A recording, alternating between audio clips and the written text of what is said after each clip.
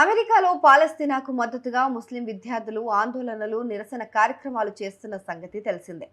పాలస్తీనా, Gaza, హమాస్కు మద్దతుగా యూనివర్సిటీల్లో నిరసనలు చేస్తున్న విదేశీ విద్యార్థులపైన ఇప్పటికే ట్రంప్ అడ్మినిస్ట్రేషన్ ఉక్కుపాదం మోపుతోంది.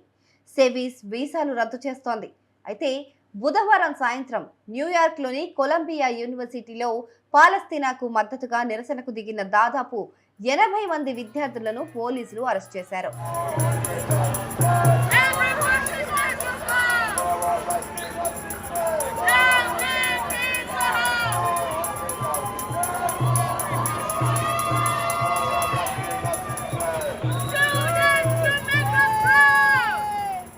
కొలంబియా యూనివర్సిటీలోని బట్లర్ లైబ్రరీలోకి 80కి పైగా విద్యార్థులు పాలస్తీనాకు మద్దతు తెలుపుతూ ప్రవేశించారు. దీంతో లైబ్రరీలో తీవ్ర ఉద్రిక్తత నెలకొంది. సాయంత్రం 3 గంటల సమయంలో ఈ నిరసన కార్యక్రమం నిర్వహించారు.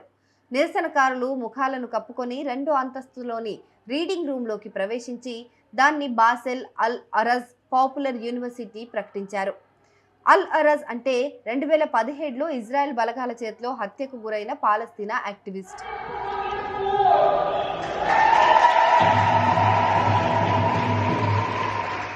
కొలంబియా యూనివర్సిటీలో ఆందోళనకు సంబంధించి కొన్ని వీడియోలు బయటకొచ్చాయి. ఈ వీడియోలో విద్యార్థులు "we have nothing to lose but our chains" అంటూ నినాదాలు చేస్తూ కనిపించారు. కొలంబియా విల్ బర్న్ అనే బోర్డులు, స్ట్రైక్ ఫర్ గాజా అనే బ్యానర్లను విద్యార్థులు ప్రదర్శించారు. కొంతమంది టేబుళ్లపై నిలబడి మైక్లో ప్రసంగించారని లోకల్ మీడియా వెల్లడించింది. లైబ్రరీ గోడలపై పాలస్తీనాకు మద్దతుగా కొన్ని రాతలు ఉన్నాయని, లోపల కొన్ని వస్తువులను వారు ధ్వంసం చేశారని పేర్కొన్నారు.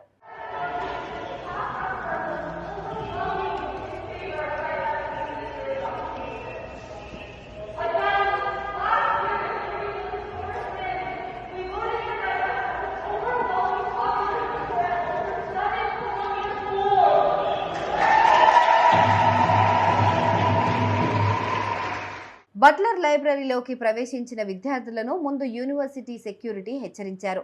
ఐడి కార్డులు చూపించాలని అడిగారు. అయితే సెక్యూరిటీ సిబ్బందికి తమ ఐడి కార్డులు చూపించేందుకు విద్యార్థులు నిరాకరించారు.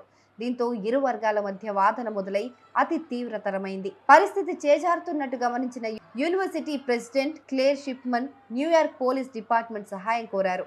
దీంతో న్యూయార్క్ పోలీసులు రంగంలోకి దిగారు. రాత్రి 7 గంటల సమయంలో యూనివర్సిటీలోకి ప్రవేశించి దాదాపు 80 మందిని అరెస్ట్ చేశారు. విద్యార్థుల చేతులను కట్టేసి బస్సుల్లో ఎక్కించడానికి తీసుకెళ్తున్న వీడియోలు సోషల్ మీడియాలో వైరల్ అయ్యాయి. అరెస్టు సమయంలో కొంతమంది విద్యార్థులు గాయపడినట్టు కూడా స్థానిక మీడియాలో కథనాలు వెలువడ్డాయి.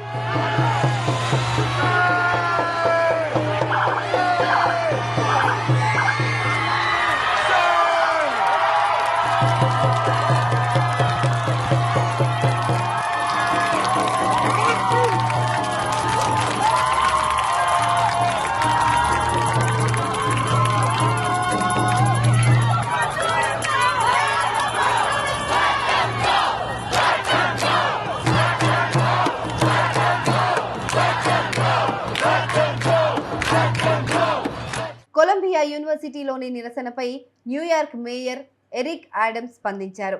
ఈ నిరసనను ఎట్టి పరిస్థితుల్లోనూ అంగీకరించబోమని అన్నారు. శాంతియుతంగా నిరసన వ్యక్తం చేయడం పౌరుల హక్కేనని, కానీ ఇలా ఆస్తిని నాశనం చేస్తే శిక్షించాల్సిందేనని గవర్నర్ కేథీ హోచుల్ వ్యాఖ్యానించారు. ఈ నిరసనలో పాల్గొన్న ఇంటర్నేషనల్ స్టూడెంట్స్ వీసాలపై సమీక్ష చేయాల్సిన అవసరం ఉందని అమెరికా విదేశాంగ కార్యదర్శి మార్కో రూబియో అన్నారు.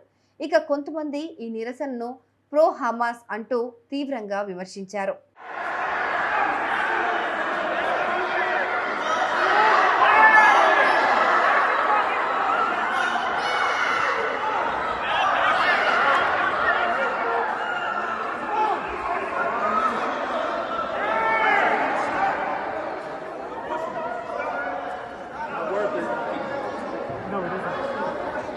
ఈ నిరసనతో కొలంబియా యూనివర్సిటీ మరోసారి ట్రంప్ ప్రభుత్వం దృష్టికి వెళ్ళింది.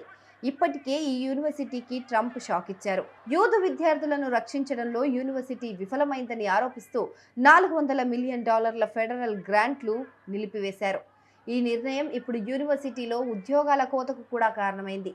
ఇప్పుడు ఈ నిరసన అరెస్టులతో ట్రంప్ ఎలాంటి నిర్ణయం తీసుకుంటారోనని ఆందోళన వ్యక్తం చేస్తున్నారు. ఈ ఘటన నేపథ్యంలో యూనివర్సిటీ కొన్ని కొత్త నిర్ణయాలు తీసుకుంది. యూనివర్సిటీలో మాస్కులు నిషేధించారు. నిరసనల్లో పాల్గొనే విద్యార్థులను అరెస్ట్ చేసే అధికారాన్ని సెక్యూరిటీ అధికారులకు ఇచ్చారు. పరీక్షలు సమీపిస్తున్న తరుణంలో ఆందోళనకారులపై కఠిన చర్యలు తీసుకుంటామని యూనివర్సిటీ హెచ్చరించింది.